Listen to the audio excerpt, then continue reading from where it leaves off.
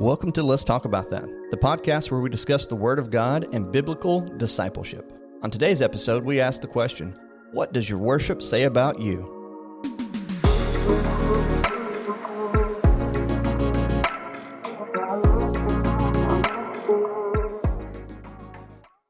Hello, everyone. Welcome to the podcast. In today's episode, we're going to talk about worship. We got some great content lined up, I believe, and we've debated and we've talked about this, and I said we should start these podcasts off with a wonderful dad joke. So I'm going to go forward with that. If comment in the comments if you don't like it, and we can change it. But Pastor, I tell you something. I thought my washer was making my clothes shrink. It turns out it was actually just my refrigerator. Wow. Sorry. Wow.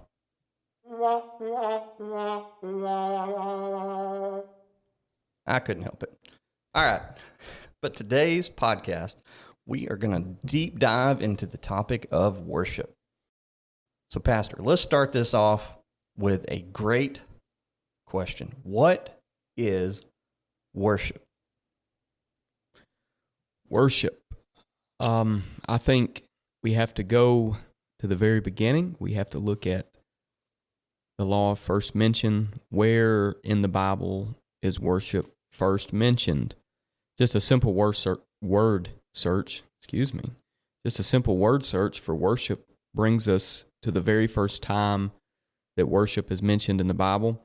Genesis chapter 22, verses 4 and 5. Then on the third day, Abraham lifted up his eyes and saw the place afar off. And Abraham said unto his young men, Abide ye here with the beast of burden, and I and the lad will go yonder and worship, and come again to you. Verse 5 gives us worship for the very first time. And the question that we have to ask is, okay, if that's the first time that it's mentioned, why is that important? Well, we have to look back just a few more verses and see, what did God call it? Abraham said, we're going to go and worship, but God called it something different entirely. You look back at verse 1 of chapter 22, and it simply says, and it came to pass after these things that God did tempt Abraham. There's an interesting phrase in itself. And said unto him, Abraham, and he said, Behold, here I am. And he said, Take now thy son, thine only son Isaac, whom thou lovest, and get thee into the land of Moriah, and offer him there for a burnt offering upon one of the mountains which I will tell thee of. So we see Abraham calling this offering worship, but we have to note that God called it an offering. He called it a burnt offering. But Abraham tells the men that are with him that he and Isaac are going to worship. It would seem from this very first mention of the word worship, this very first occasion, that worship is taking the thing that is most precious to you and offering it to God. Worship will always cost us something. I think that worship is always something that is taking something that is precious to us and giving it to God or offering it to God. The Bible Dictionary says that worship is giving honor, reverence, or worth to someone or something that is divine. It really is the human response to the self-revelation of God, or our reaction to realizing who God really is when we understand that God is God and we are not, that He is deity, we are humanity. Worship involves more than one action during a period of time. We can worship God with our entire life, with our lifestyle. I believe it was the Apostle Paul that told us to present our bodies a living sacrifice. Matthew 15:7 says, Ye hypocrites, well did Isaiah the prophet say of you, saying in verse 8, These people draweth nigh unto me with their mouth, and honoreth me with their lips, but their heart is far from me. And then verse 9 says, But in vain do they worship me, teaching for doctrines the commandments of men. So probably making a segue into the next question, making that segue into the next question with this response, but it really demands that we take a sincere look at it, because what you believe will have serious implications about how you worship. And the opposite is also true. How you worship speaks a lot about what you believe. That's really good. To tie into that, what is worship? And I ask that question to you today. Ask yourself, what is your worship? How do you worship? Why do you worship? All those things. But ask yourself, what does your worship look like? Not just to you, but to others. What does your worship look like to others? What does your worship look like to your family, to your fellow brothers and sisters in the church? What does your worship look like? And this may be a harder topic, but what is not worship? Definitely a little harder topic there. In all the details that we have of the Tabernacle of Moses, there's a lot of instructions and details on a lot of things, but not many details on how we should worship or what worship would actually look like. So I'm going to add some remarks on the first question to finish that off, and then say that if we're going to be involved in genuine worship, then we will have to respond obediently to the will of God. Was Abraham worshiping God by offering the most precious thing that he had?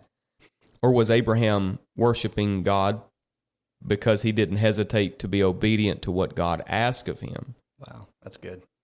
I would say that both of those things are correct, which leads us into the next question that you just asked. What isn't worship? Okay, we've looked at what worship is, but what is it not? Well, disobedience is definitely not worship. Right.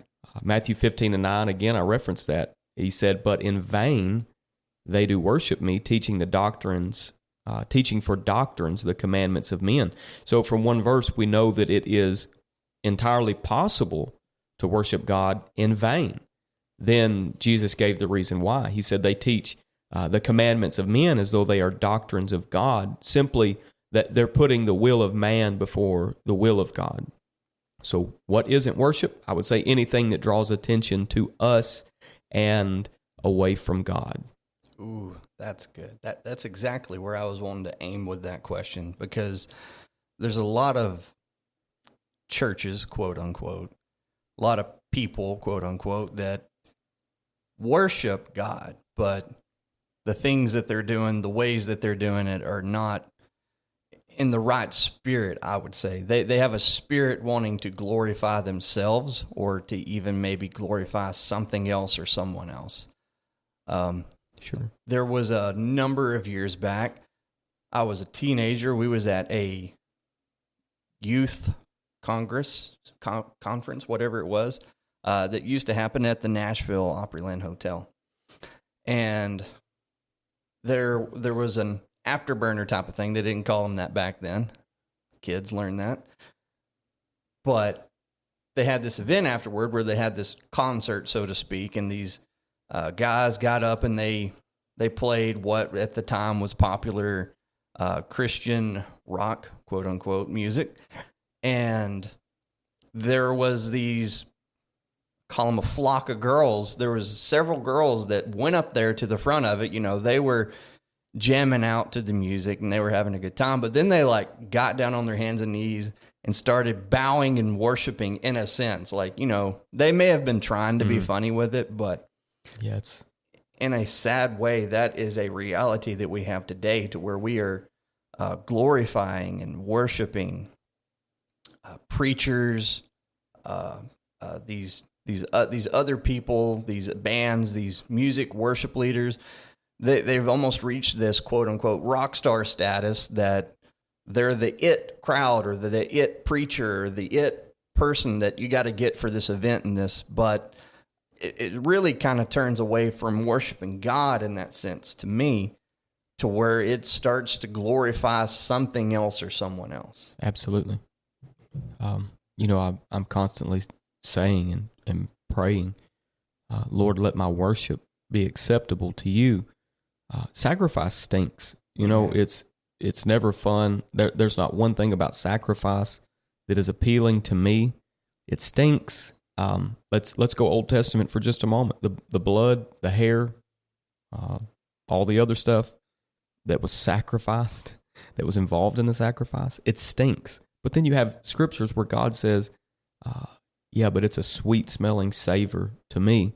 So to me, sacrifice stinks, but to God, it is pleasant. So, worship does affect us in more ways than one. And in one way is it makes me realize who I am and who I am not, and it makes me realize who God is. It makes me realize that I am not God. You spoke of those people that were bending low or bowing before other people. We have to really be careful when we make a mockery of worship, because when we do bow ourselves low or bend ourselves before other things or bend to the whims of other things, we have to be careful that even in that mockery, or maybe we thought it was a joke or something that was going to be funny, that we have to be careful that we don't make that mockery into a sincere worship of something else entirely. Man, that's good right there. That deserves a round of applause. Man, that is good right there. That's going to be our version of the Bible bomb. Oh, my goodness. Okay. So to lead into our next question, how should we worship? Well, I think we can look at Mark chapter 14 and verse 3. It said, "And being in Bethany, in the house of Simon the leper, as he sat at meat, there came a woman having an alabaster box of ointment of spikenard, very, very precious, and she brake the box and poured it on his head." So, I guess I'm making another segue into that question you just asked. This is kind of goes. I like it. Answers both questions, previous question and present question. She brake the box, poured it on his head. So what is not worship? Withholding anything from God that forfeits our withholding anything from God forfeits our sincerity in worship. She broke the box because she didn't plan on taking anything home. Abraham was willing to lay it all down. I think worship is pulling out all of the stops. It's moving the obstacles, anything that might come between God and us. This is probably a bad example considering that it was a heathen nation, but in Daniel chapter 3, when the music started, they were given the commandment that they were to fall down and worship the idol. They were to fall on their faces in reverence of the idol that had been set up before them. And just to maybe hit on that thing that you talked about just a moment ago, people, if you think that the music does not affect you, then why was music the trigger for them to fall down and start worshiping the idol that was before them? They fell on their faces in reverence of the idol that had been set up.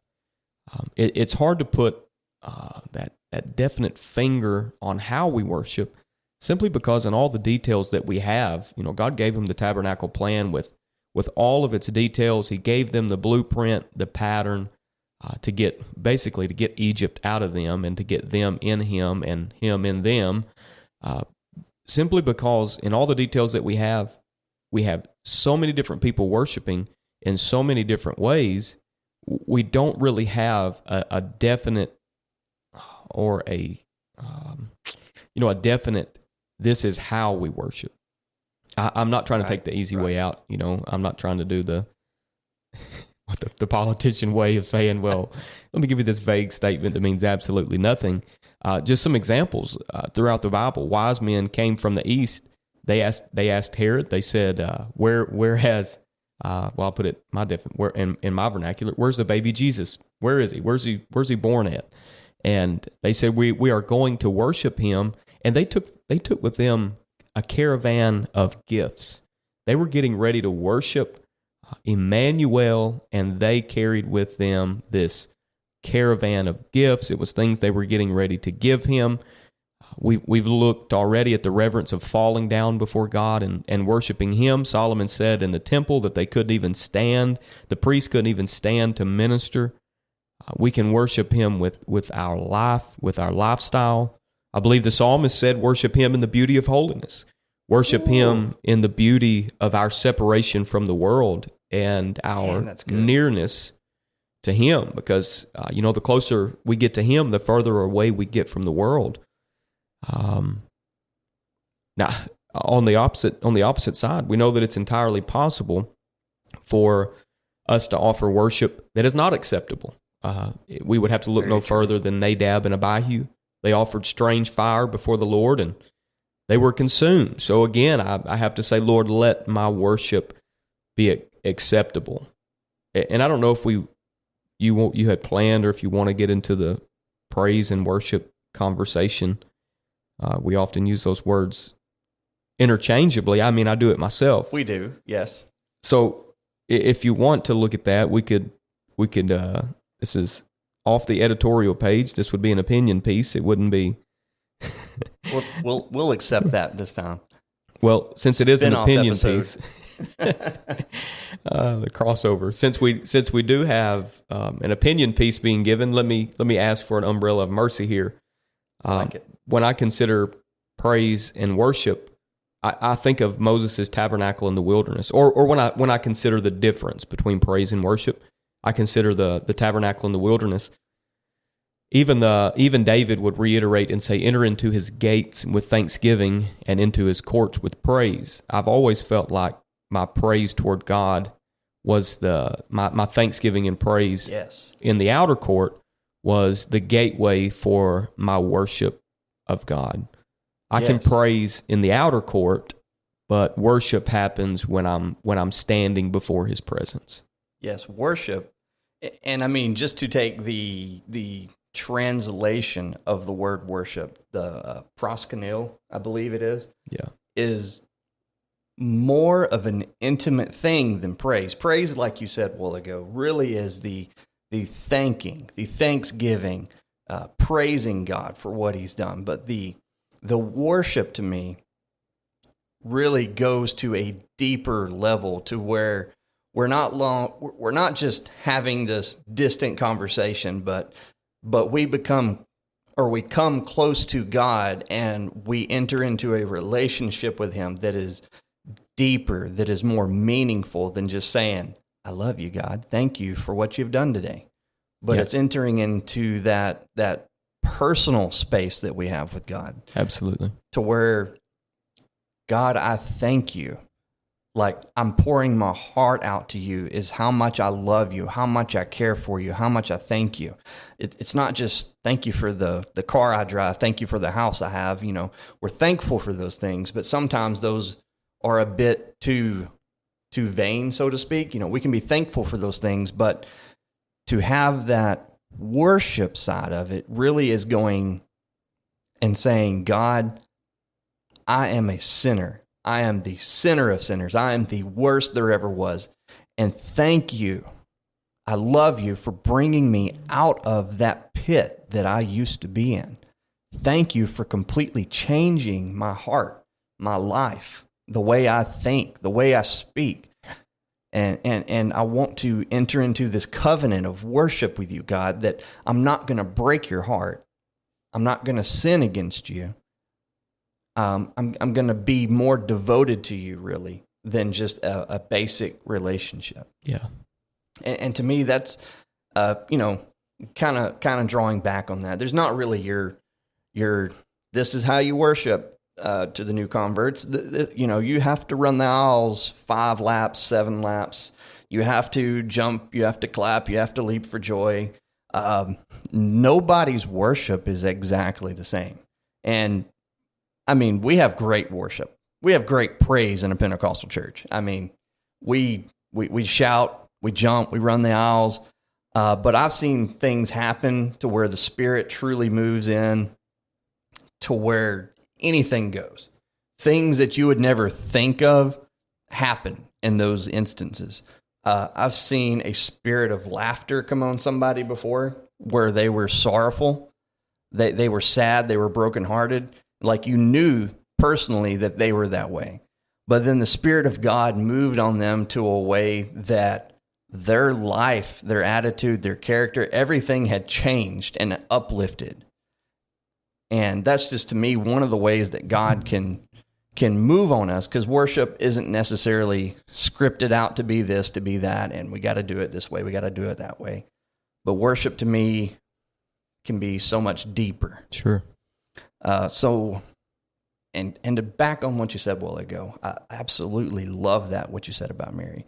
She went with the intentions of not taking anything home. Absolutely. If we would go to church with that mindset that I'm going to church to worship, to pray, to glorify God, to sing, to play a musical, whatever it is that you're going to church to do, if you would go to church with the mind made up that you're leaving it all on the table, so to speak.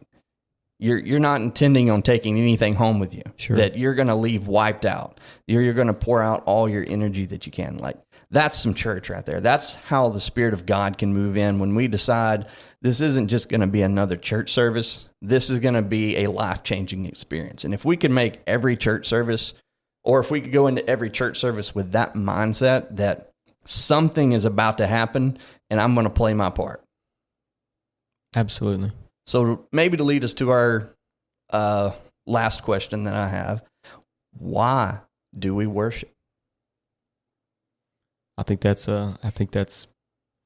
excellent, and I think the why, or that motivational factor in our life that causes us to worship, or that impulse in us to worship. I think we could look back. You know, you were talking about as she broke the box. Well, there were some there that criticized the pouring out of the ointment because it was so costly. But then Jesus would also say, let her alone because she has done what she could. And that's always, I read it in a Bible commentary years ago, and I can't remember where it was. But that's always grabbed my attention because he said, leave her alone. She hath done what she could. And it was almost as if it looks as if Jesus was saying, you know, some of you could have done more. Some of you would have done it a little bit different.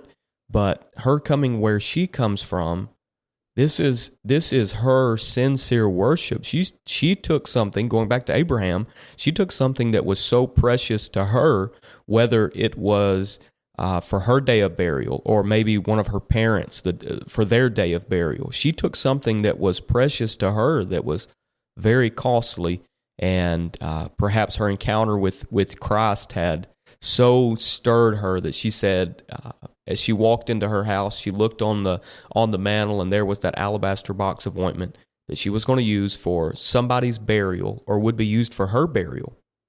And she said, that is the most precious thing in my life.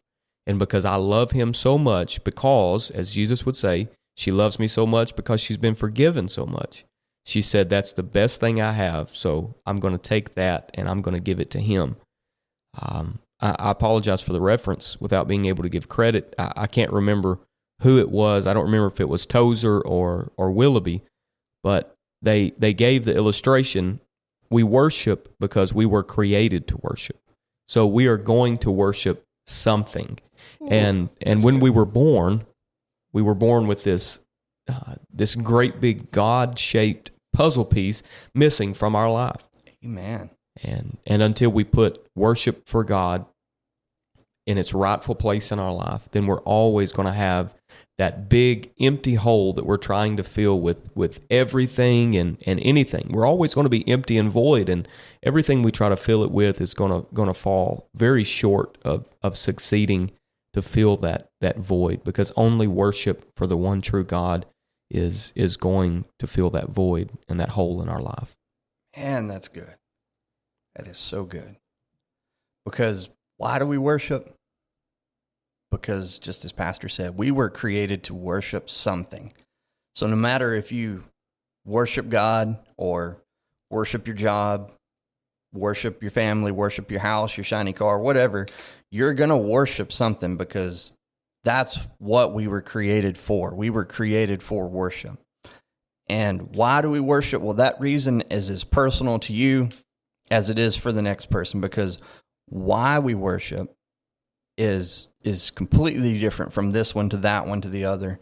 Or really, I guess I should say the reason for why we worship, because again, we were all created to worship. We're going to worship something no matter what. But the reason for that worship is totally different. Whether it be God has saved you from a drug addiction, God has changed your life drastically from alcoholism, or so forth and so on. Pick your poison, so to speak. We all have that reason to worship. And the main thing is we do not forget what that reason for worship is. And we do not forget about that worship. Absolutely. Anything else before we wrap this up?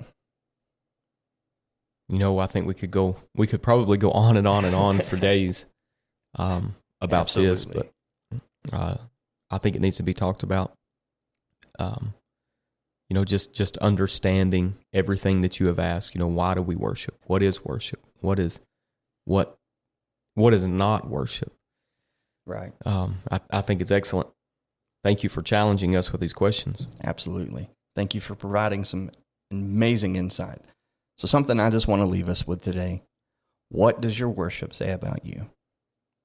What is the story that your worship tells others about you and your life and your ministry and your walk with God? What does your worship tell others about you?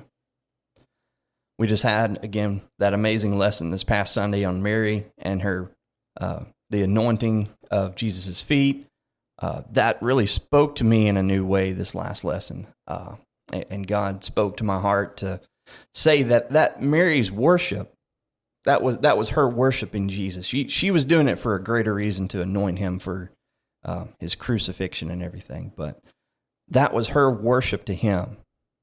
Mary gave everything she could to worship Jesus. The equivalent of the Spikenard is back then was 300 some odd days of out of the year's worth of wages. So, Sure. A year's worth of wages is what that would have cost. And that was very extremely costly. I mean, how many of us would take our year's wages and go hand it over to missions or to the church as tithe and offering and so forth and so on? Mary gave everything she could in that same sense. And Jesus loved people that gave everything that they could to him. Absolutely. Whether it be the widow with the 2 mites or Mary with this, the important thing is that we pour everything that we have and that we can out to God. I think it's and I don't mean to go back into this, but It's good. I think that we have a tendency to be very reserved with our worship. Yes. If we wanted to compare ourselves to that alabaster box, we would screw the lid off. We would pour out just a little bit. Ooh, But she said, "No, your flesh is going to be broken for me. So man, that's good. let me, not physically, but maybe in this spiritual manner, let me open up myself and pour out everything that I am on you." And we have no time to get into David and how long it took him to get back Wow. with the Ark of the Covenant, because he said every 6 paces, That's so good. I'm going to dance before the Lord Yeah. with all of my might. Oh, man. If we went to church every time with that mindset, that we're going to dance, that we're going to worship, we're going to run the aisles, we're going to play them drums, we're going to strum the guitars, we're going to sing the lyrics with everything we have. My Lord, would we have some church. But Mary didn't care who was there. Mary didn't care who was watching. Mary didn't care who she may have offended with her worship. Mary didn't even care what it looked like to others, but Mary only cared about worshiping Jesus. If we cared a little bit less about what others thought and a little more about what Jesus thinks of us, I think we could take our worship into our churches into a whole new level. Absolutely. Because then we're not worried about the way we look. We're not worried about our suit or our dress or fancy shoes we have. but we are literally pouring everything out to God. We are wearing ourselves out. We're wearing our clothes out. We're wearing our bodies out in worship and praise to God. And that's a whole nother level. People at sports games, they don't care what they look like. They don't care how they dress. They don't care what other people think about them. Matter of fact, they dress as outlandish as they can most of the time to support their teams. And to draw attention to themselves. Yes. But, maybe that's a podcast and a message in itself. But they're yelling their lungs out. They don't care what the cost is for the tickets. They don't care what the cost is for the extremely overpriced food and beverages. They don't care about the cost of the outlandish outfits and all that stuff. They don't care. They're just there to support their team and to have a good time. The only thing they care about is that their team wins and how their team does. Today, we are part of one of the greatest teams that have ever existed. We are a part of the church. And think if we went to church with that mentality, I don't care who's there, I'm going to worship. I don't care how everyone perceives me, I'm going to worship. Mary just cared about worshiping Jesus. Does our worship show others that Jesus is everything to us? Does our worship cost us something? Does our worship affect others? Mary's worship affected others. The smell of the spikenard filled the entire house. Everyone knew what was happening when she broke that open and used that.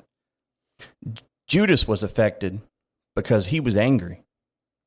Judas thought, why are we wasting this? Why are we just, we could go sell this and feed the poor. We could go sell this and help people. Why are we wasting this on Jesus? Judas thought Mary's worship was a waste. But Mary didn't care. Mary just wanted to pour it all out for Jesus.